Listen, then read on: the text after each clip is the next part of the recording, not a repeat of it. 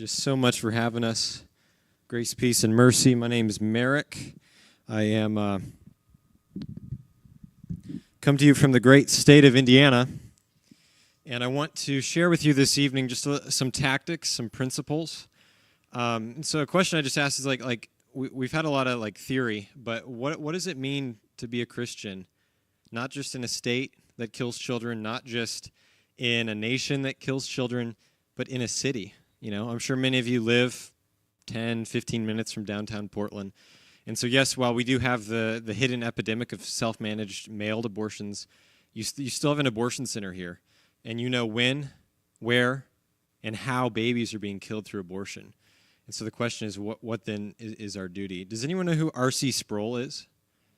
So slightly different denominational background. He's a Presbyterian minister in Florida. But he had a man in his congregation, a very close friend of his, and if you ever listen to Ligonier Ministries, sorry, I'm showing my denominational affiliation here, this man is sometimes seen on some of those videos in some of his conferences. His name is John Barros, and he has a great quote. John Barros was a pro-life sidewalk counselor outside of an abortion clinic in the Orlando area, Orlando Women's Center. I've done lots of sidewalk counseling there, and he said, and there's great photos of Sproul out there, even in his old age with his air machine. And someone asked John Barros, you know, what got you into the pro-life movement? And John said, I'm not in the pro-life. God didn't call me to the pro-life movement. God called me to 50 feet of sidewalk. And so that really contextualizes what we're doing. The role of a sidewalk counselor is not simply to participate in this movement thing. It's very particularly related to the actual victims of actual crimes in our actual city and trying to rescue those children. Can you just imagine if every single action that a person had ever performed towards you, every thought that they'd ever thought concerning you, was one of hostility? Imagine your entire life is lived, however long, and not one single person thought a positive thing of you. Not one single action was characterized by love towards you. That is the life of an unborn child under threat of abortion. And so we as Christians, we have the opportunity to go into these places and to show love, actions of love towards these unborn neighbors of ours. And we're the only ones doing that, and that should be very sobering. We have the ability to break the curse of this terrible plight. There's tons of different approaches to doing this. So what I'm going to do in this next 20 minutes is I'm not trying to cause you to copy and paste my approach. What I'm going to try to do is give you principles and teach you how to learn what to say. All of us, each of us is different. People tell me all the time, there should just be ladies out there. Why are you as a 21-year-old man going out there? And what I'm going to say is we need everyone. Everyone has unique things that God has given you about you, your past, your unique stature as a human, as a Christian. Maybe you're a new Christian, right? All of us were once under the power and domain of Satan, but having been transferred into God's kingdom, something changes, right? We were soldiers for Satan under his power, under his dominion, and now having been brought under the power of Christ, it's like we were a soldier laboring. Say I'm a Russian and I'm fighting against Ukraine, and somehow, some way, my citizenship changes, and now I'm fighting against what was my prior allegiance. That would require my tactics to change, my principles to change, the way I view things, completely different paradigm.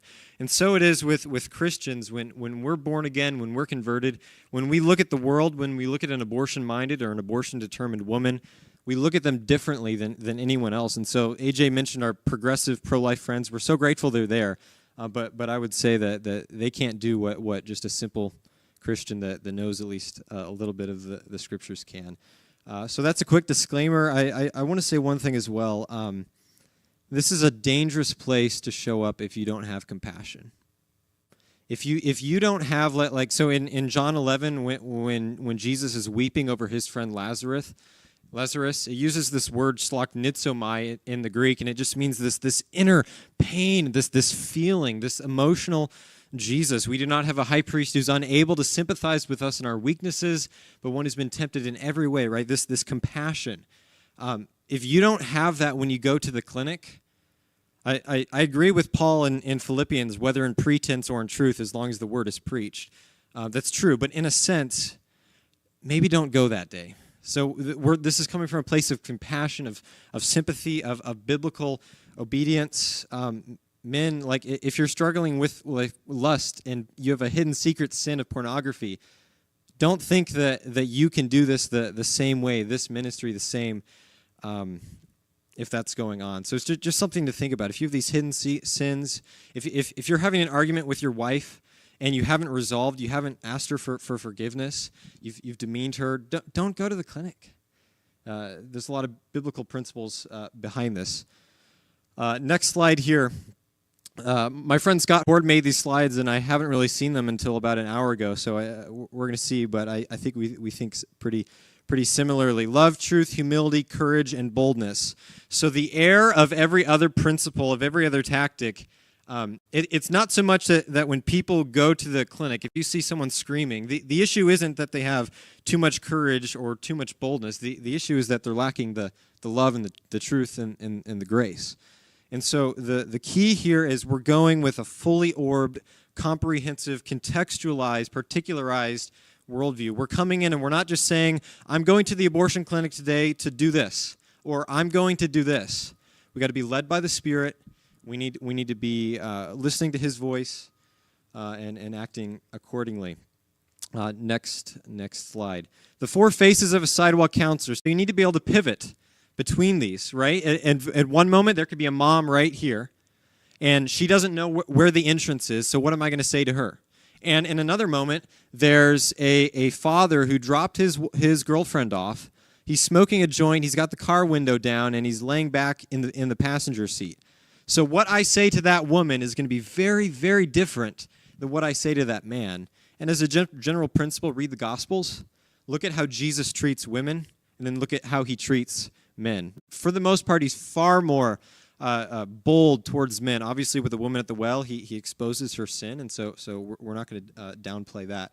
But you need to be able to pivot to be very dynamic. So the king face, Jesus is king. We need boldness. We need to proclaim the truth of our worldview. The warrior face, are you ready for the battle? This is a battle. This is a spiritual battle. And don't think that the implications of that are left simply by the fact that we're not physically engaging with people. The friend face, again, do you have that compassion? There's a lot of people I know that come to me with the clinics, and they wouldn't strike me as compassionate people. So I'm not saying you need this exhaustively lovey-dovey type of thing, but you need that seed of compassion. I remember the first time I went to an abortion clinic, and I saw a woman stumbling out of the abortion facility, and she began puking, and she just had the abortion, and I was just struck to the heart. I was like, if there's any place that the church should be, this is where we need to be, that the wages of sin is death was no more clearly seen at that place than anywhere else. And then the servant face.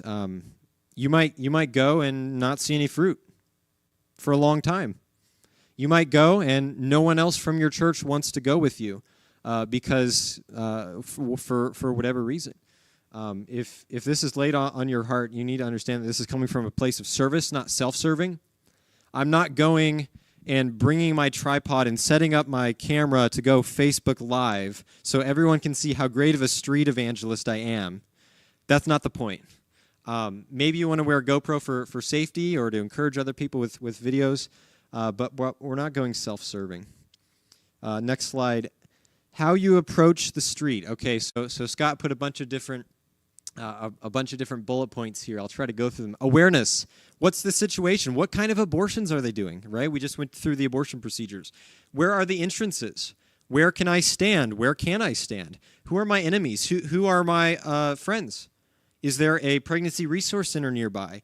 Who am I speaking with? Is this person going in for some other procedure? Is this only a kill day, as we call it? These are the sorts of questions that we need to ask. Rhythm.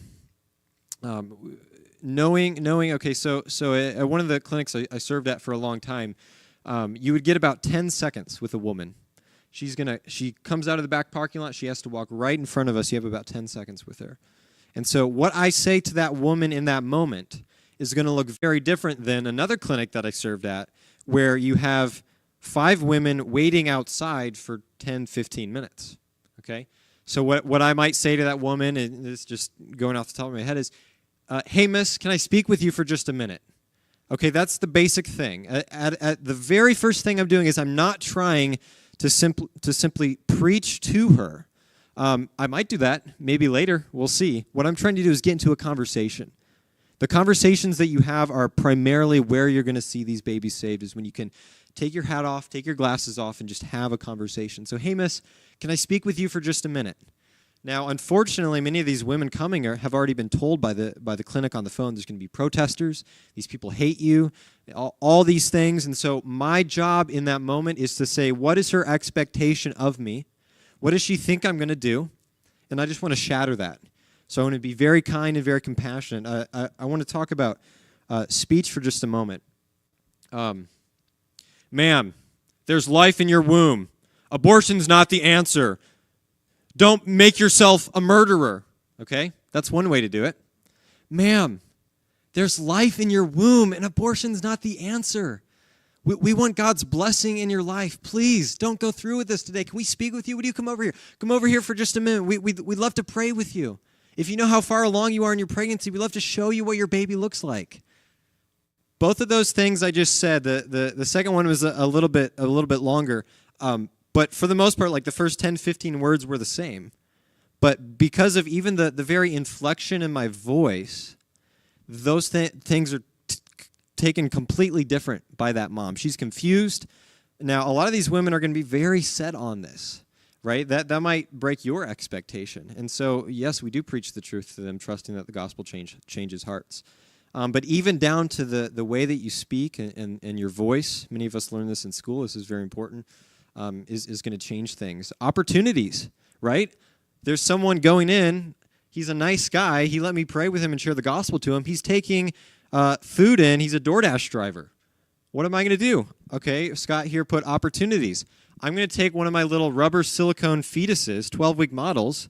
I'm not going to scream at him, how dare he go in there and tacitly support abortion. I'm going to hand it to him and say, hey, brother, put this on the waiting table. This could save a life. So look for opportunities like that. Obstacles. We have what we call death escorts. At one clinic in Chicago I go to pretty frequently, they all wear pink vests. Other times they're rainbow vests. They'll have umbrellas. Their entire job, their entire mission is to volunteer. Many of them are post-abortive to ease their guilty consciences. They volunteer to make your life impossible outside of the clinic. They'll block you. They'll do whatever they can. They'll scream in your face. They'll assault you. I don't know if they have them here in Portland. I guess not.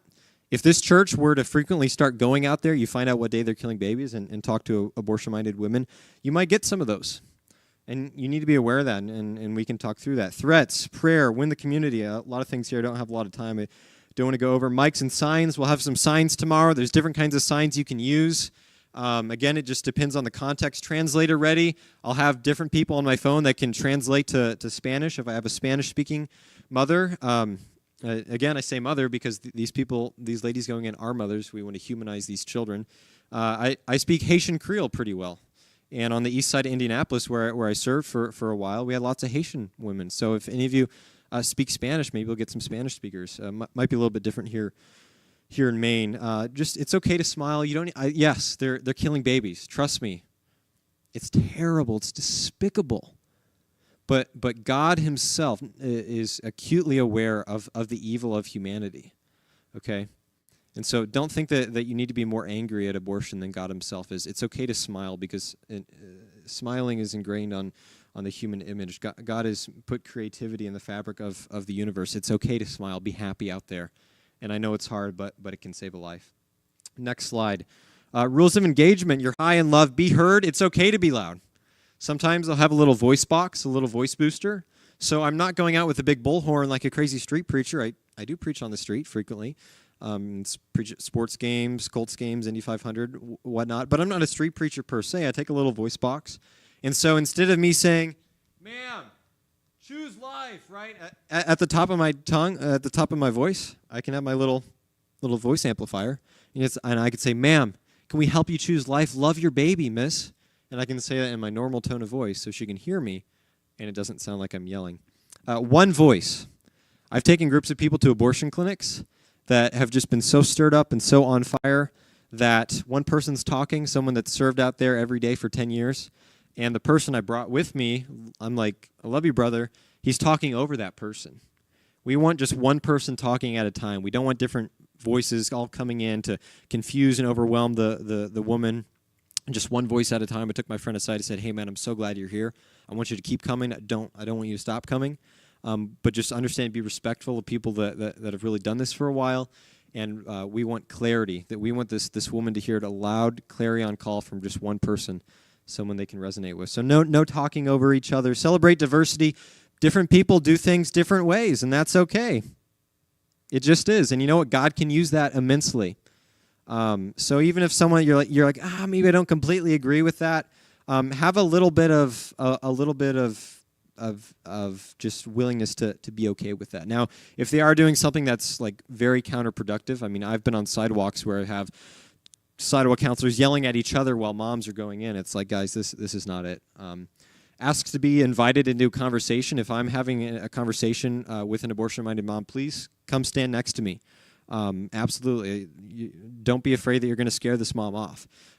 But be respectful, especially like that moment is extremely, extremely valuable. Those slight seconds can change something. That mom's wrath, in a sense, is set against that child. Now, every mom's different, but the scripture says that a fitly spoken word turns away wrath. And so that's what we're trying to do. So that those moments are precious. So don't interrupt, even if it's like, oh, that person didn't give the best apologetics. Guys, this isn't, all the apologetic stuff we learned is one thing, but when you're talking with a mom who doesn't know what the rest of her life is going to look like, she's been told that this child is going to just wreck her life, like, if there's someone building an emotional connection with her, don't feel like you need to butt into the conversation and get the perfect apologetics, right? What does Ben Shapiro say? Facts don't care about your feelings. You know what else is true? Feelings really don't care about your facts. If this mom is just dead set on having an abortion because, I mean, I've heard everything, guys. I'm not even going to begin to tell you some of the excuses. But if those feelings are so present, it actually might not be the facts that are going to sway her. It might be you holding a sign and just pointing at that precious little baby. I remember one time I was at an abortion clinic. I was homeschooled my entire life, but I did 6 months at a LCMS Lutheran high school. And I saw a girl go into the clinic that I knew from high school, a girl that I knew relatively well. And I just remember trying everything. I pleaded at the top of my lungs for 2 hours. I called administrators at the school. I got them on the phone. I held it up to the microphone, and I pleaded. She went through with it. And so understand, again, you can speak with the tongue of angels, like Paul says. I mean, you can speak with the most amount of love for that 1 Corinthians 13 sense. But they still might go through with it, and that's tough. And that's really, really hard. But this is what God's called us to do. And the beautiful thing is many of these women on their way out, this is another thing to keep in mind, is I'm going to go to the next slide here. When you're making connections here, you're connecting with everyone around you.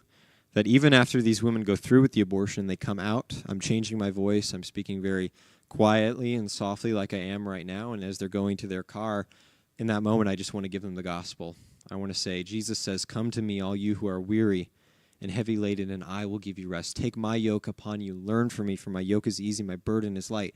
Ma'am, the burden, the yoke of this abortion, this sin, you cannot go to yourself with this burden. Only Jesus can take the burden. You've done a terrible, terrible thing today.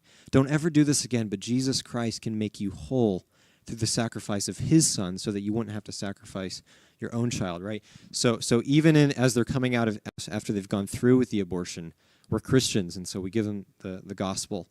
Eye contact, nonverbal communication, wave, be happy. Come over here. Can we speak with you today? Build trust.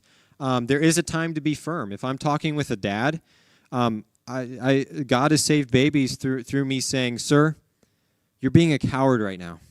You need to rise up and say, I'm going to protect, provide, and care for this child. This child belongs to me. Call your wife right now. Call your girlfriend right now. Put her on speaker, and you're going to do this because you're a man. There is a time to be firm. And men, we need to be there because we have unique protective duties. I think of also in the scriptures where Paul gives the admonition that older women would teach younger women, and so I think there's that effect as well, even in an unbelieving context. Do they see your compassion? Even if you think you're being compassionate, if they don't see that, maybe they don't see that because they're blinded, but they need to be able to see it on a very human level. And do I need to move the conversation? I don't want to get, everything we talked about apologetic-wise is great. I don't want to get into a philosophical debate for 30 minutes with a man while his daughter or son is being dismembered 50 feet away from me. Okay, if this was my baby, if this was my child, what are the words that I would say? I'm not trying to win an argument. It's not what I'm trying. We'll debate later. I'm trying to say the words that are going to be most effective to save that life in the moment. So don't feel like if you need to move the conversation, move on. Move it straight to, your baby's being killed right now, sir. What are you going to do? Or, ma'am, you've taken that first abortion pill. I have the number of a physician here in this city that can reverse that. You need to do that now. We're going to do that now. Move the conversation on. Next slide, please. Not everyone needs a hug. Anger is opportunity. Guys, you cannot be moved. You cannot be swayed. Never match someone's energy. Just like Jesus, how he had such composure on the cross as people are mocking him and chiding him. He had such an immense just self-composure. The requirement here is a sufficient amount of strength, not just an overdoing of it, right? We don't need to be stirred up in our own emotions, but we do want to stir up others' emotions. We want to use humanizing language, even down to your grammar, your baby, your child, mom, dad, right? Mom, choose life, right? Even down to these things. Know your history. If there's lots of African Americans, know your history with Margaret Sanger. It's like, bro, you are like the racist white liberals that founded Planned Parenthood. You're right where they want you. Know your history. Get phone numbers, have cards on you. Be willing to have conversation. Just be a human. I know a big part of this for me, it wasn't just learning how to sidewalk counsel or do evangelism. It was learning how to repent of my just introversion. Just to be a human and have conversations. Next slide. Carry the voice of a father/mother. Lose the mic. If I'm on the horn and someone comes up to me, right, my mode of relation to that person is inherently one of sort of adversary because I'm speaking down to them, right? If someone's asking me a question right here, say you all leave and someone stays after and they want to know how they can be saved, I'm not going to continue to stand right here with my microphone as they're sitting in front of me. What I'm going to do is I'm going to set the microphone down, I'm going to sit next to them and look them in the eye and talk with them. So change depending on the context. Speak their language. Guys, I love apologetics. I love presuppositional apologetics, and do you know that all these philosophical languages and all this great stuff, right? The preconditions of intelligibility is the triune God, right? I'm not using that language outside on the sidewalk. I'm speaking their language, and if I don't have the humility, or the lack of pride to do that, I'm not here to look cool. Deny yourself. Any sort of ministry, always de-escalate. Never. I mean, there can be a situation to sort of escalate if someone's completely apathetic, but just speak very, very boldly and very, very emotive. Next slide. Go the distance. Meet needs. I'll say frequently, it's like, what are you going to do for me? I'm like, I will throw a baby shower so large you'll need a U-Haul truck to take everything home, right? We will meet your needs up to and including adoption.